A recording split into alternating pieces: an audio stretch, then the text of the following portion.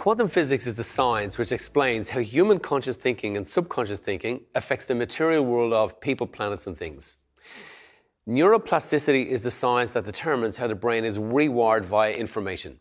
Information arrives in two forms. We have internal and external information. External information is a byproduct of the beliefs of people who raised you when your brain was most susceptible to outside influences. Internal information is the tapestry of your beliefs. Nurtured beliefs are the beliefs of the people who raised you when your brain was most susceptible to information. Internal nurtured beliefs are the beliefs of the people who raised you, who repeated to you their beliefs so many times over such a long time that your mind then captured that information. The moment your mind embraced that information is literally the moment you've lost your mind to another mind. Now, the mind operates in energy and the brain operates in frequency. Frequencies are also known as vectors in linear space. Frequencies are communal. And that means that frequencies can communicate, associate, and are influenced by each other. Your thought frequencies percolate down through your body and influence the frequencies that your body naturally emits to the extent that your body starts to adjust its frequency based on the frequency of your brain, the frequency of your thoughts, the frequency of your perceptions. Over time then, the brain then starts to percolate and bleed its frequencies down into the body, and the body captures those frequencies. Now, our systems and organs and cells all vibrate at a frequency unique to the frequency in that system or organ. Thought frequencies affect these frequencies. Our cells then adjust the frequencies over time to the frequency of the brain and the frequency of the mind. The moment the cells adjust their frequencies to the frequency of the brain is the moment that they memorize this, and this is called cellular memory. So all of a sudden now, the body is vibrating at a frequency based on our perceptions, which is based on our beliefs, which is a derivative of the thoughts and the beliefs of the people who raised us, and literally now our body starts to vibrate at that frequency. So the science of biology shows us that stress thoughts produce stress chemicals. Illness is a result of unbalanced vibrations flowing through the body. So stress chemicals affect their emotional state of being, and the emotional state of being then adjusts the frequencies that the body naturally emits to the extent that the body starts to break down in accordance with stress thoughts. These thoughts are an emergent result of the thoughts and beliefs of the people who raised us. So the people who raised us then determine our state of being, who we are. They determine our psychology. Our psychology then determines our actions. So in other words, we act in the future based on the beliefs of the people who raised us, because the body has captured this as a state of being, and when it captures it as a state of being, it develops it as a personality, and our personality determines our actions. So therefore, you might say to me, I'm an independent person making independent choices in an independent world, in an independent mind with an independent body. But in fact, we're not. We're literally just living on the show that our mother and father created. So our parents are still running the show. And that is how frequencies are affected by the beliefs of the people who raised us, which activate chemicals in the body, which cause illness and disease and stress and anxiety. So stress and anxiety is just the body's natural way of saying to you, you're not living by your purpose. You're not living by your passion. You're living by the indoctrination of other people. This is not the real you. This is the masked up you. And we wear a mask every day. So every day that we wake up in the morning time, in that first 60 seconds of our waking day, the brain activates and it goes from unconscious to conscious. And in that conscious state then, it takes a blueprint of how we lived yesterday. And that blueprint of how we lived yesterday was determined by the people who raised us. And it takes that blueprint and it repeats that blueprint into today. So literally, our tomorrow becomes an emergent result of yesterday. And then our problems keep proliferating over and over again. And that's how frequencies affect the body. And stress then is just the body's way of saying to you, listen to your soul. Listen to your authenticity. Listen to your integrity, because you're living by somebody else's indoctrination.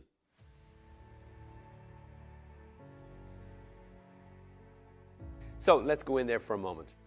You have one brain which houses two conscious minds spanning two brain hemispheres known as the left and right hemispheres. These hemispheres have individual personalities. These hemispheres have different ways of seeing and experiencing the world outside of you. In fact, they are two different people thinking two different things, all housed inside one brain. Your left brain is very good at words and conceptualizing. This is the way it understands the world outside of you. This is the conscious ego thinking brain. This brain thinks in linear form, progressing from one stage in the past to a future stage in the future, past the present moment on its way to tomorrow. In other words, this brain builds the future based on the past. So in essence then, this ego brain, this left brain thinks that it's you and convinces you with the story and continues with that story until one day it convinces you that it is you and you are it. And the moment that you believe that it is you and you are it is the moment that you are disconnected from opportunities. It's the moment that you're caught up in your old blueprint. The right brain, on the other hand, thinks in images. In fact, if you show an image to the right brain, it will declare that it didn't see anything. But this right brain is the brain of new opportunities. It's the creative brain, the dreaming brain, the big picture thinking brain. It is all involved in the present moment right now and the future. Its job and its function is to build your future. And this brain conflicts with the left brain. So the right brain's job is that dreaming thinking brain. It is the brain that we want to step into. It is the area and creates the reality within our brain that houses the new opportunities, that houses that new dream. It's the brain that takes your dream and turns it into reality.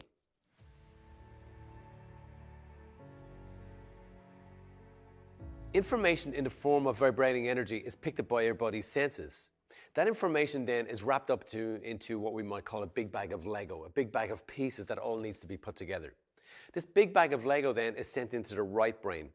The right brain then has all of these opportunities sitting in that right brain. That information then is sent into the left brain. The left brain then takes all of this information and puts it together into a shape, into a form that you would call order. It is this order that you call your life.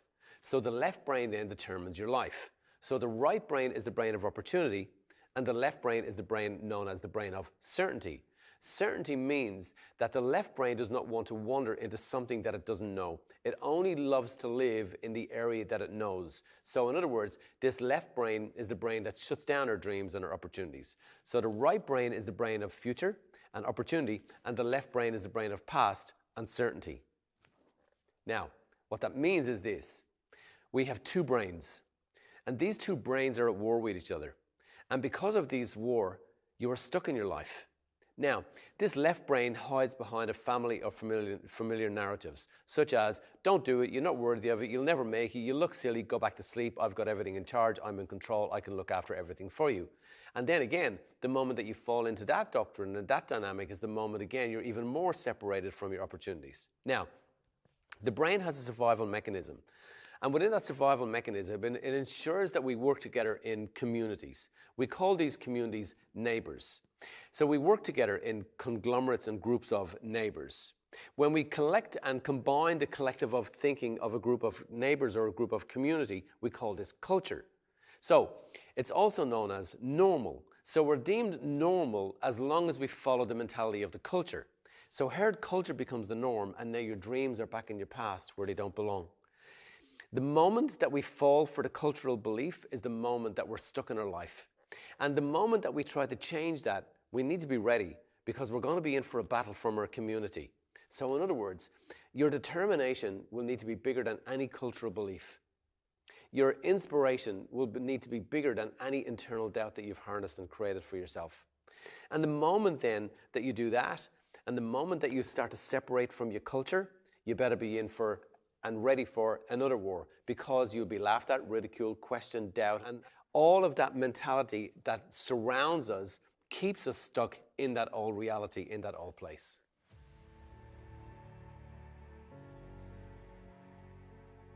Well, the left brain is using a blueprint to put all of these pieces, to take this Lego set and put all of these pieces together so that it can determine how you live, how you love, and who you should be.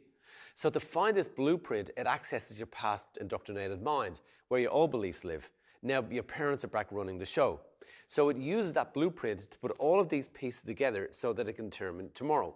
So in other words, your tomorrow and your today becomes a pattern of tomorrow based on the past patterns of yesterday. So in other words, your life yesterday, with all of its problems and difficulties and worries and stresses, becomes your life tomorrow, harboring the same problems, stresses, and difficulties that you harbored in the past. And by living by the determination of that blueprint ensures and guarantees that we keep bumping into our problems from yesterday tomorrow. In other words, we can literally predict our future based on the past patterns of yesterday.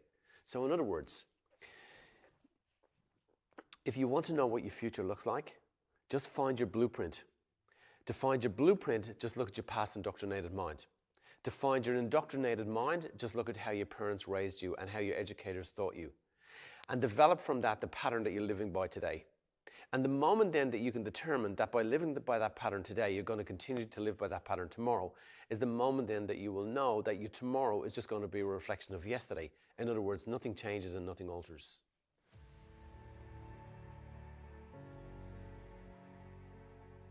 Your left brain is driven by your emotions. It's driven by your body. So the body sits there with its 37.2 trillion cells. And each of those cells in the body, in your body, have what's called effector and receptor sites. About 15,000 to 100,000, depending on the cell, effector and receptor sites. These effector receptor sites have a function. They have a primary role. And that primary role is to prepare themselves for chemicals that are delivered into the body, into the cellular level of us. In other words, we've 37.2 trillion cells with effector and receptor sites which act as loading ducts for information. Information comes in the shape of chemicals. So over time then, as an energy preservation mechanism, the human body has learned to take over the mind. So the mind now is no longer in control, and now it's our emotions that are in control. So therefore, self-development is not just about mind control. Self-development is also about emotional mastery. Without emotional mastery, there is no new, there is no more, there is no greater. So the body then becomes addicted to pain. For example, we take a drug addict, and the drug addict sits down and determines that he wants or she wants to break away from her or his habitual habit of taking drugs. So they have an idea, so they have a dream. So the mind is wandering into their dream, and they're infatuating with their dream. And they make that determination to stick with that dream. But 2 days later, the body, the emotional addicted body, the chemically addicted body is sitting on the couch in agony and pain, convincing the brain to give up on its dream, to go back and to take the chemical, to take the drug. Now, internally, we have the same mechanism. We have the same pharmaceutical production center that produces chemicals. So in other words, the body becomes addicted to chemicals. With our 37.2 trillion cells, with effector and receptor sites, as an energy preservation mechanism, the human cell will adjust its receptor site in anticipation of a past chemical that it has been receiving over a period of time. And the moment that the human cell makes that adjustment and adjusts itself to receive that chemical as an energy preservation mechanism so that it does not have to keep adjusting all of the time, the moment that adjustment is made, that's called an addiction. So just like the addict is addicted to a drug, we as humans become addicted to our thoughts because thoughts produce chemicals, and chemicals act as messengers to a cell. So in other words, the drug addict being addicted to the chemical makes a determination to leave that, just like you and I sit one day and make a determination that we want to be more abundant, or we want to find a relationship of our dreams, or whatever that might be for you. And in doing that, the body is on a completely different trajectory, because the body in that moment has a communication pathway to the brain and says to the brain, hey, you've got this new idea, but down here, I'm chemically and emotionally addicted to my regret, my self-doubt, my judgment, my self-judgment, my anger, my regret, my difficulty, my guilt, my shame. And the moment that the brain tries to break free from that is the moment that the body kicks into gear and takes over the show, and now the emotions are driving the show. So the body is able to convince the brain to stop doing the new things that it does, because the new things that it does means that it's going to live in the absence of the chemical that it has become addicted to. And the moment that the body makes the determination that it doesn't want to make its addiction and break away from its addiction is the moment then that, again, we're even more separated from our greater opportunities. So that's left brain.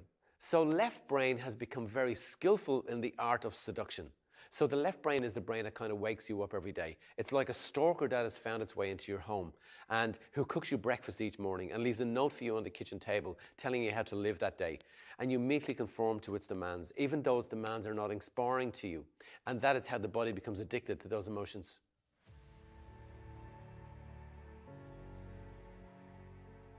So to answer that question, we have to understand how this left brain functions. So your left brain is not designed so that you can drive a Maserati, live in the Caribbean, and have your dinner cooked by a housemaid. These are human constructs and concepts which we chase in the hope of finding happiness. This is your survival mechanism at work. This is your survival brain at work. And this left brain sits way beyond the abyss of the walled frontiers of your subconscious mind. In other words, you cannot connect with it on demand. This left brain is aware of you and knows everything that's happening in your life. This left brain convinces you that it is you and that you are not it. This left brain convinces you that you must live by its indoctrination. And this left brain lives behind a family of familiar narratives that you've been falling for all your life, such as you're not worthy enough, you're not good enough, you'll never make it, go back to sleep, as we mentioned earlier. This left brain knows that if you find it, you will want to retire to the far outer regions of your mind where it can no longer control you. And for that reason, it hides behind your self-doubt. This is the brain that tells you that you are not capable. This is the brain that tells you that you are not worthy. This is the brain that tells you that you cannot achieve. And in a survival state of being, this brain has strength beyond the strength of the human body. And in doing that, the human body then, from an emotional perspective, has strength greater than the thinking brain. To dream then, we need to break the addiction that the body has embraced to past chemical experiences of pain and difficulty. We have to break our addiction to allowing the body to control our dream and to control our mind. So to dream then means that all we have to do is to trick the body. And we can trick the body. And we can trick the body to believing that the future reality that we wish to create emotionally in the body has already been created, and that dream and vision of our future that we wish to step into is present right now emotionally in the body at this present time. In other words, if we have become addicted to emotions of the past, which we have, if those emotions are the blueprint that design tomorrow, which they do, and if that design is the design of yesterday, which it is, and if the body has become addicted to that emotionally, which it has done, well then, doesn't that beg the question? If our indoctrinators have taught us how to train our body to live in the current life and convince the body that this is a good state of being, a good place to be, surely then, if we replace that indoctrination, which is old information, and we replace that indoctrination with new information, doesn't it mean then in that moment that we'll start to produce new chemicals? And this is how the meditation started to work. And most people missed the golden nugget in meditation. They missed the power of their human mind. And the power of the human mind determines that we can feed our old brain new information. And that new information, with the repetitiveness of that new information over time, will literally rewire the brain. And when we rewire our brain, we produce new chemicals. And when we produce new chemicals, those chemicals do what chemicals do. And they influence the body, and they bleed down into our body. And as they bleed down into our body, and we do that every single day, and we act beyond our doubt, beyond our criticism, beyond our cultural beliefs, over a period of time, the body then will become emotionally addicted to that new chemical. And all of a sudden then the old chemical of regret, failure, I can't do, I'm not good enough, I mustn't, I'm not able to do this, whatever that might be, is replaced in that instant. And in that instant is the moment that people tell us that they come out of the meditation and they have the OMG moment.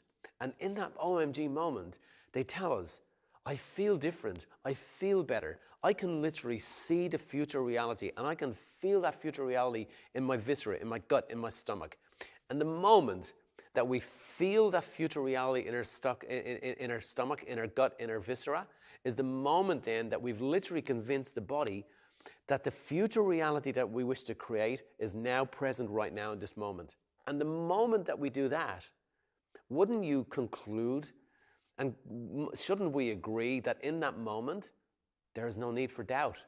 Because doubt is no longer going to be serving. Because as far as the body is concerned, the future dream is right here, right now in this moment, and therefore doubt is irrelevant. So to answer the question, is it pointless dreaming? It's pointless dreaming unless we convince the body that the dream has occurred and happened. And to do that, all we have to do is repeat that every single day. And in our meditation, in our dreaming, thinking day, as we're walking around our life, as we walk around our life, we need to keep feeling this new future in our stomach. And the moment that that happens is the moment that change has affected itself into your life, and then your dream becomes your reality. So in other words, literally, you can make the unbelievable real by believing it in your body.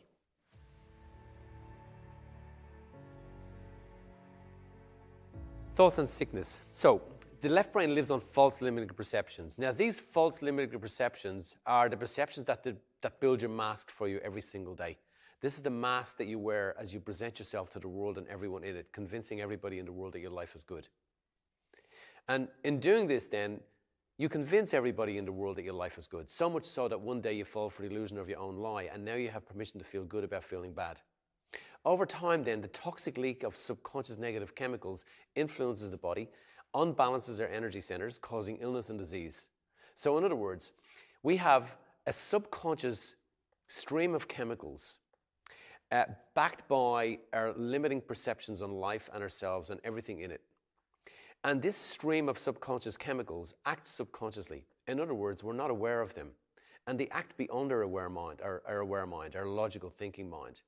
And we think that the logical thinking mind is in charge and in control, but the logical thinking mind can only absorb and act on 60,000 bits of information per second, but the brain is acknowledging and absorbing over 4 million bits of information per second, all based on information, all producing chemicals. So in other words, humans subconsciously make ourselves sick.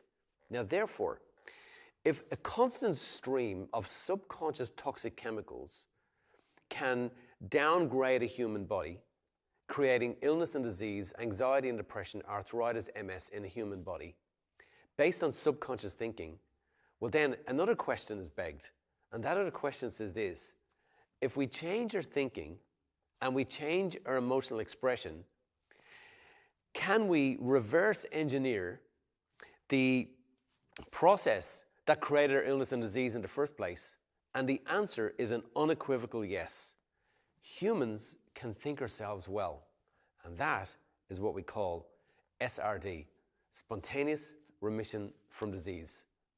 And the key is to change your mind and to change your body.